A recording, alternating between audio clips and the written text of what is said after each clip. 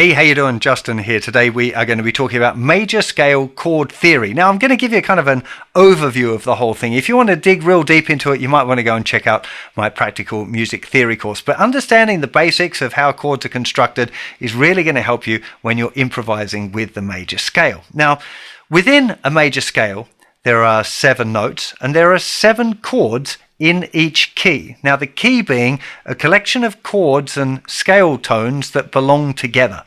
Now I already kind of mentioned in the scale lesson that in the key of G we have this collection of chords: G major, A minor, B minor, C major, D major, E minor. There's an F sharp diminished. We tend to leave off chord 7 because it's a bit of an unusual chord. It's used a lot in jazz, but if you're not into jazz you're unlikely to encounter it. Most people don't even know how to play it, so I wouldn't be worrying about that one too much.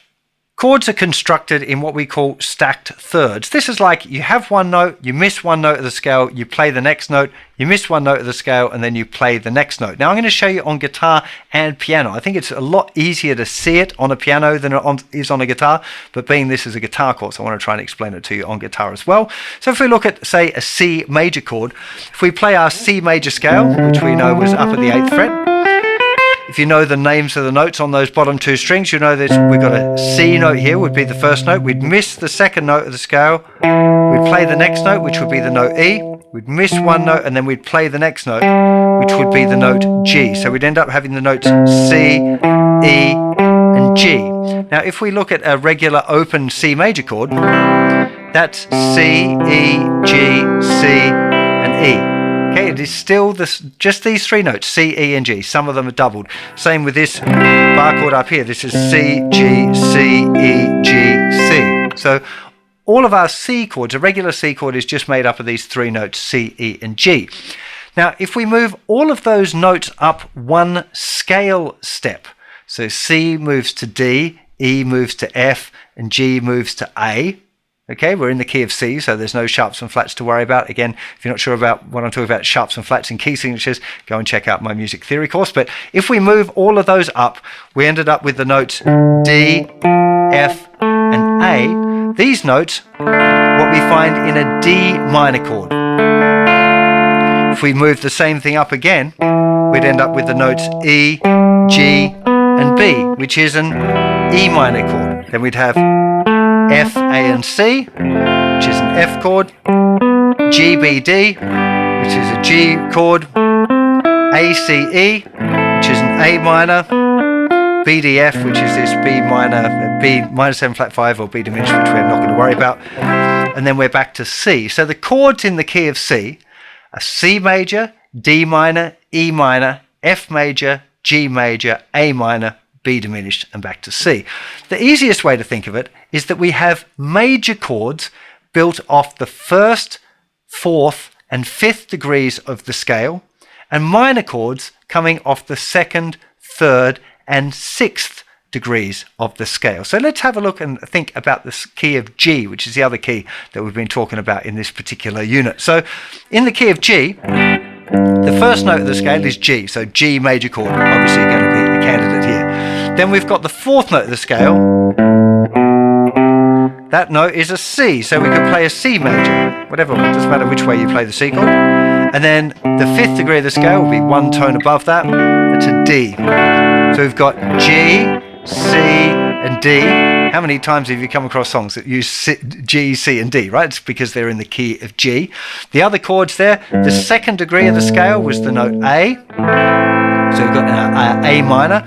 The 3rd degree of the scale is the note B. So we've got the B minor, and 1, 2, 3, 4, 5, 6, or 1, 2, 3, 4, 5, 6 is the note E. So we've got E minor, because 2, 3, and 6 were the minors. Now, it works that way in every key, okay? The 1, 4, and 5 are always major, the 2, 3, and 6 are always minor. If you're going to learn this in other keys, like say the key of A, you need to know what the sharps and flats are, because the key of A has the notes A, B, C sharp, D, E, F sharp, G sharp, A.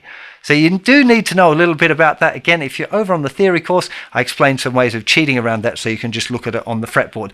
That stuff is not important for this actual improvisation course. We will cover a little bit more of this sort of stuff as we go along. The most important thing, though, for now, is to understand that there are a bunch of chords where all of the notes from those chords come from the same major scale, and that is why we can play any of those chords in any order to improvise with them. So if you've got a jam buddy, it's by far the best. You can use backing tracks, right? Backing tracks are also great, but having another human to actually jam with is definitely the winner. Right now we're in a kind of, we're just coming out of a lockdown, so not really sure that there's going to be a whole lot of jamming going on, but hopefully a lot more coming up as lockdown is eased. But you could even use a looper. So any of those chords in any order. Let me just delete that previous loop I had. So just any of those chords in any order. So actually, I might start a different groove. Hang on. 2, 3, 4.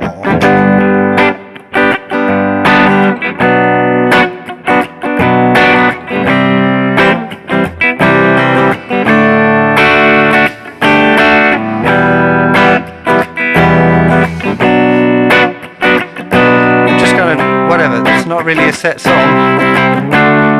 I'm going to go completely off piece now, not even the same.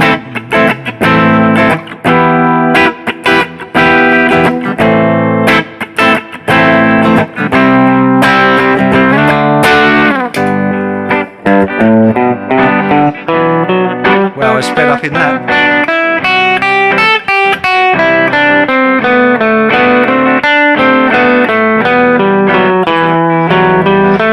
And all of the notes are going to work.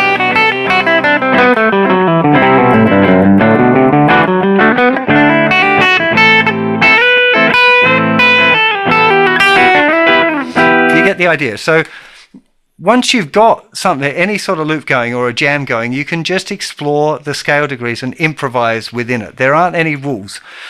What you will find is that some notes sound better than others, and that's what we're going to be looking at in Unit 2, this what I call reactive listening. But to start off with, you just want to get used to the idea there's a bunch of chords here, they form a key, the major scale works over all of those chords in that key, and I can experiment and jam with those with either another human being or a backing track, or I don't know, say Knocking on Heaven's Door, Guns N' Roses, G, D, C, G, D, A minor, G, D, C, the whole way through. So you can use G major scale to jam over that whole thing.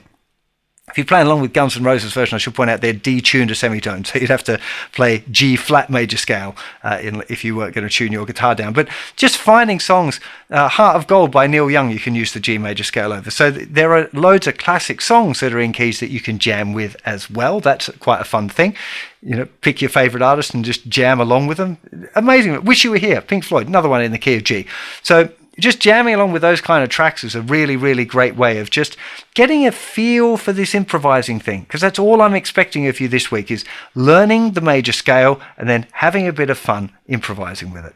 So now it's time to go through your suggested practice routine for the Major Scale Maestro Unit 1. First 5 minutes, scale practice. Woohoo! Yay!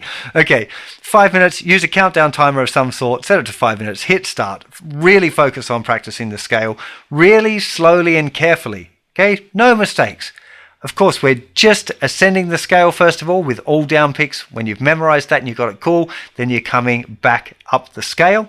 When you can do down and up the scale, you might want to think about using alternate picking, doing it really, really slowly and carefully. Again, making sure you get it right. Remember to say the picking directions out loud. Again, there's a lesson on major scale picking, which you might want to check out as well.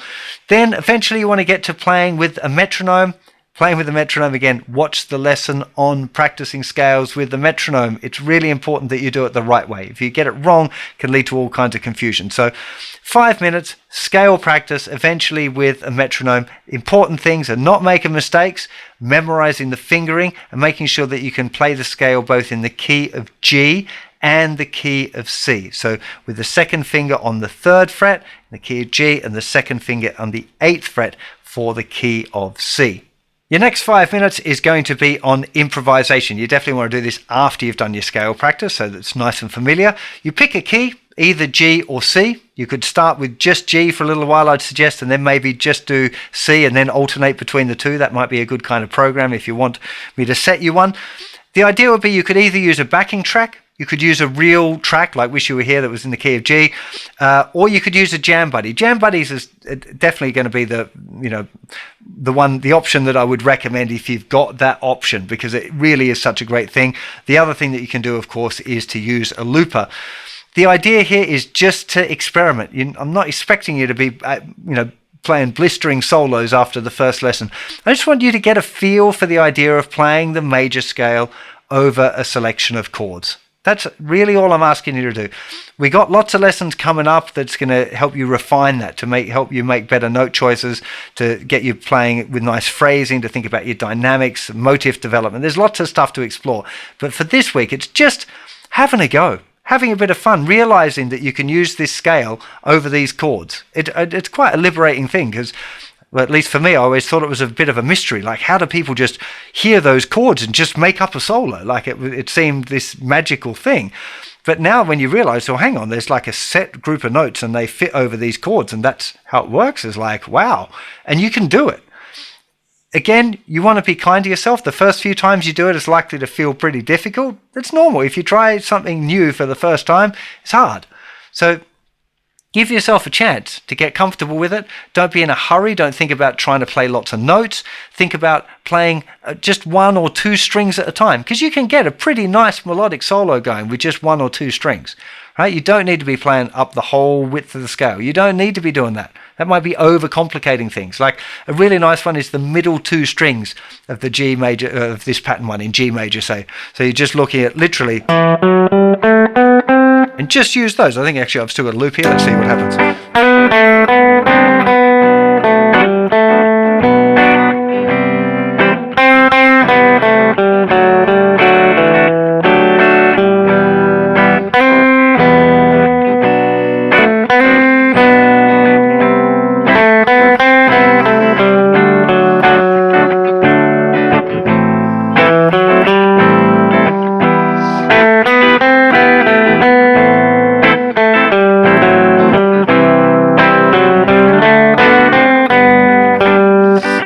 Middle 2 strings, just trying to leave a little bit of space, trying to listen. There's a couple of notes there that I was like, oh, hang on, that isn't probably the note I'd chosen if I was trying to, demonstrate how this works. Sometimes you're going to find notes that are a little bit like, oh, I'm not sure, but that's okay, because you're learning. That's the whole point of this, is for you to have a bit of an experiment, have some fun, make some music, and learn. You learn best by making mistakes. Every time that you play a clanger, your ear's going to be going, oh, I'm not sure about that one. Maybe you won't hit it so strongly the next time. And you don't want to think about it at this point. We're going to talk much more about that in the next unit. We talk about this reactive listening thing. For now, it's just about having fun. So you've got 10 minutes practice a day. Maybe 5 times a week would be great, just on this major scale stuff. If you're worried about how all of this fits in with your intermediate practice schedule, do go and check that out as part of grade 4. You'll find the intermediate practice routine written out for you there. I really hope you enjoy this. If you happen to be over on YouTube, you're massively missing out. Head over to the website. Loads of practice sheets and examples and backing tracks and stuff that'll help you with this course. Loads of lessons, no distractions. It's really going to be working for you. But if you are over there, really appreciate you hitting that subscribe button and slapping me a like. Let me know in the comments how you're getting on with all of this, and I'll see you for plenty more very soon. You take care. Bye-bye.